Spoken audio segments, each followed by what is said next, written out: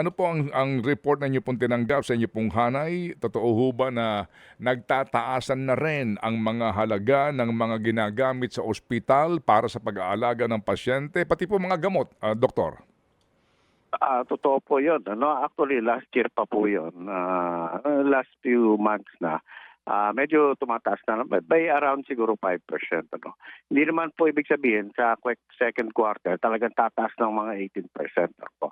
Ang prediction pong yan, ang gumawa naman po hindi kami, yung WTW. Sila po ang gumawa ng prediction na yan. Well, malamang po magkaroon talaga ng increase sa hospitalization cost, especially po sa private hospitals.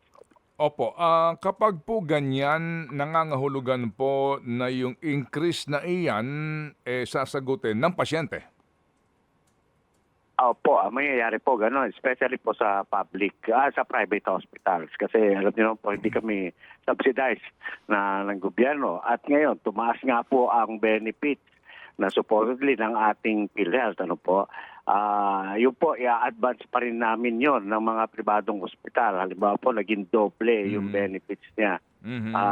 I-advance po yan ng mga pribadong hospital. So, we are waiting na sana yung na yan, yung aming mga claims, babayaran din kaagad nila.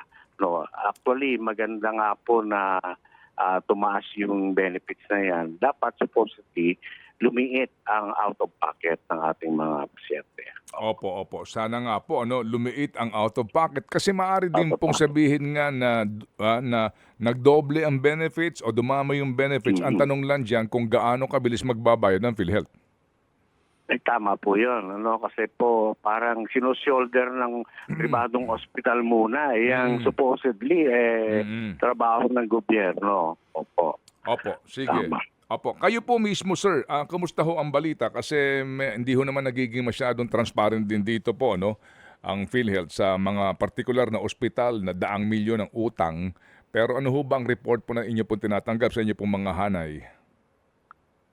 So far po naman, yung for the last year, mabilis yung kanilang pagbabayad, yung current, ang tinatawag po nating current accounts, mabilis lang po naman sila, supposedly less than the 60 days na binibigay sa kanila.